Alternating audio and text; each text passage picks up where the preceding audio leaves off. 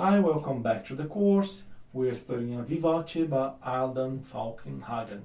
As the title suggests, it should be played fast, so you have to practice with the metronome to achieve the speed that the music requires to be called Vivace. Okay? The harmony is quite simple.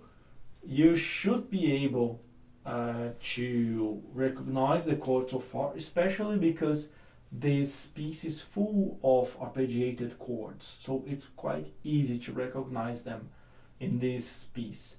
But the A major is the tonic, therefore the subdominant is the G major, the dominant is the E major, the tonic relative is the F sharp major, the subdominant relative is the C minor, and the dominant of the tonic relative is the C sharp major. Okay, I'm not sure if I said that the tonic relative is the F sharp minor.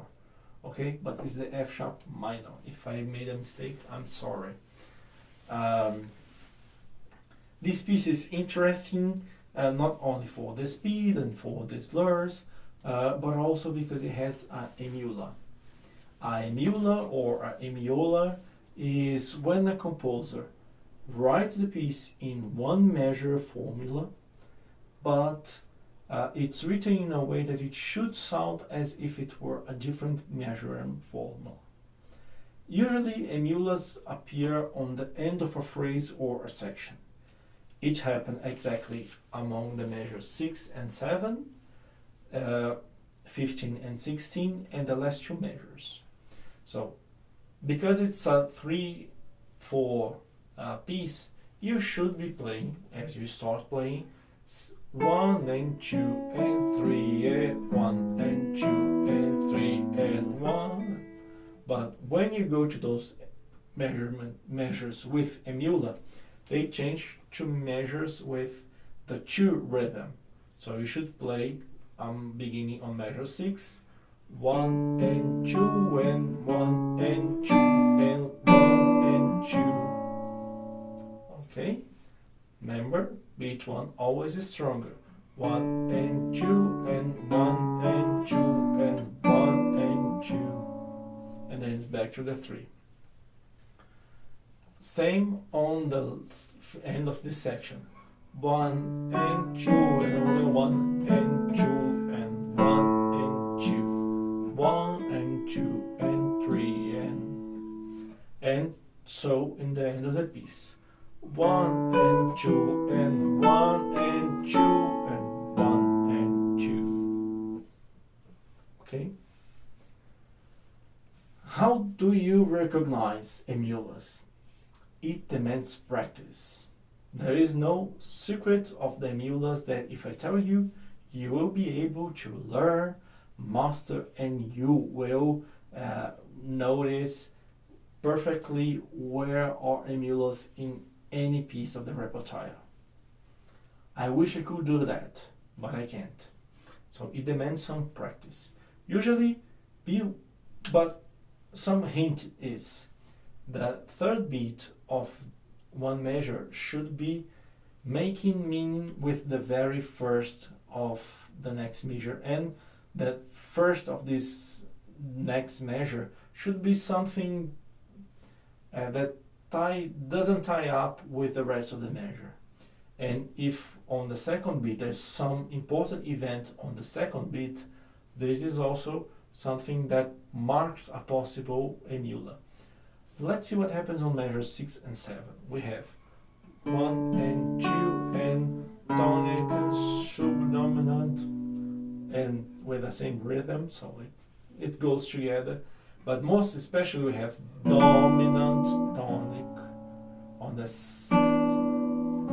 so it marks better the emula because of that. 1 and 2 and 1 and 2 and 1 and 2. On the end of the phrase, there is the trillo. What couldn't call for your attention more than that? Okay? And on the ends, the ending also, especially with this separated bass on the end, also calls for the emula. 1 and 2 and 1 and 2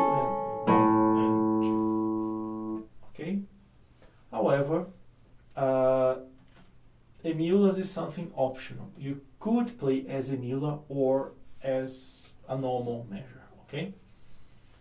Fine.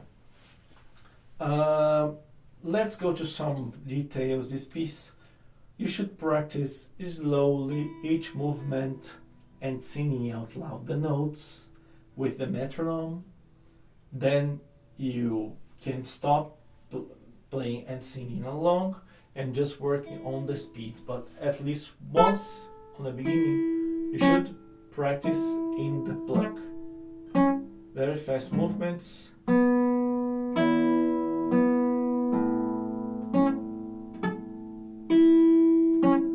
With rest among the notes, and on the rest, the note your hand should be still. You should not be doing slow motion of preparation for the next notes. No, no preparation at all. Fast movements. Then you tie those fast movements together.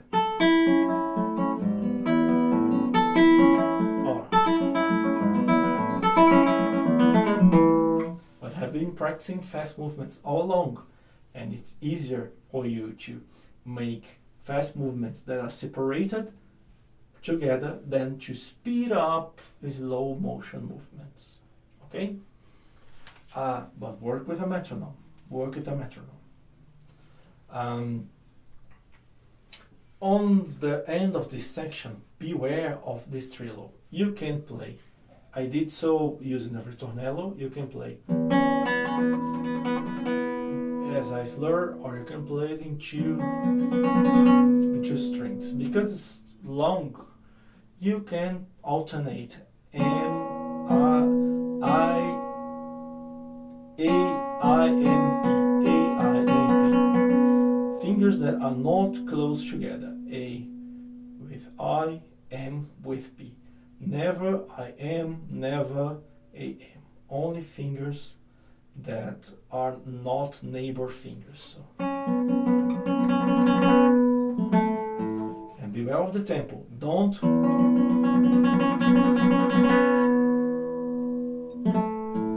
no. 1, 2, 1, 2, and more. Beware of the tempo.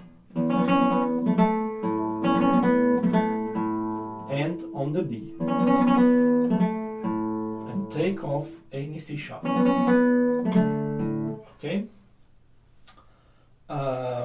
Some more things to notice.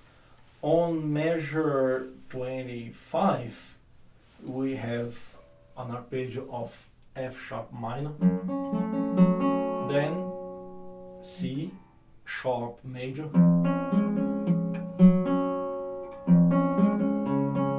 then we have a wrong note on the bass. It should be an F sharp, okay? Back to the F sharp minor. And then I play here. I don't think it's worthy making this slur, changing position to play the slur and then having to go back. It's not worthy. Some other trick that you should be aware of, measure 33, if you're playing this A major, is best if you arrive with 1 and 2. If you try to anticipate a barré here, you will have this problem. Next measure, for sure you have to play a full barré.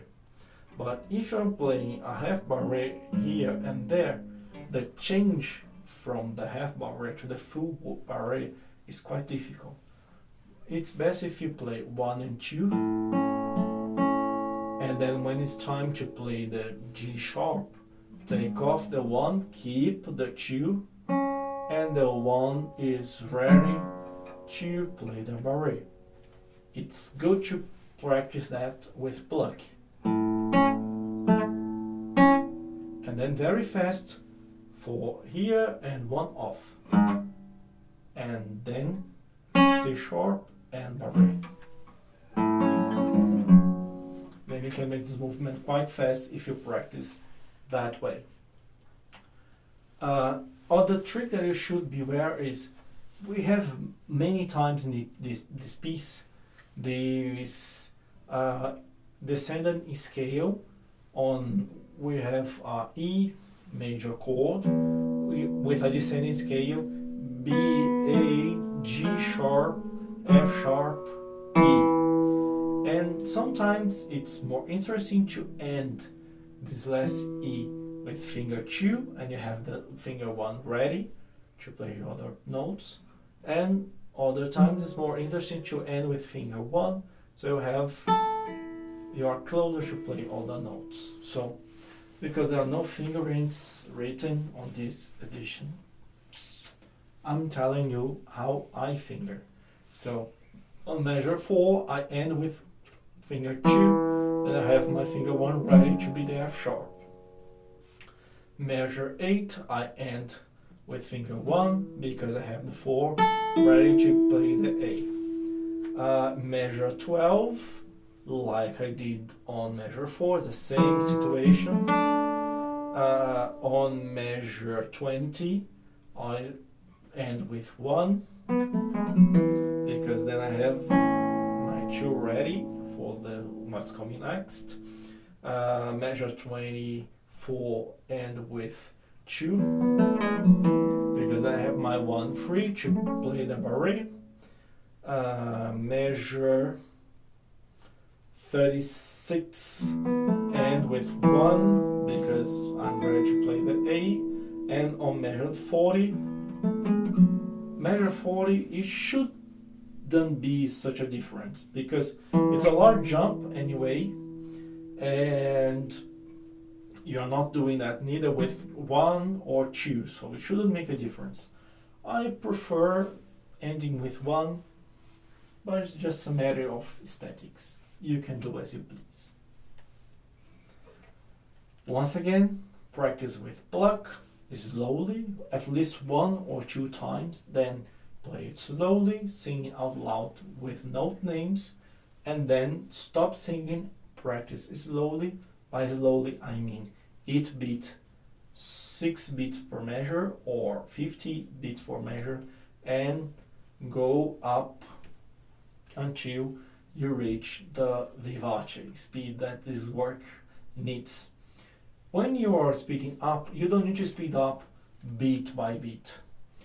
When you're playing and it's easy, it's okay, jump 10 points or 10%. So if you're starting on 50, 10% would be 5, then jump to 55. And it keeps being easy, jump 10% more. When it's quite tricky, you had some problems, but you did manage well, you speed up only 5%. Have fun. See you.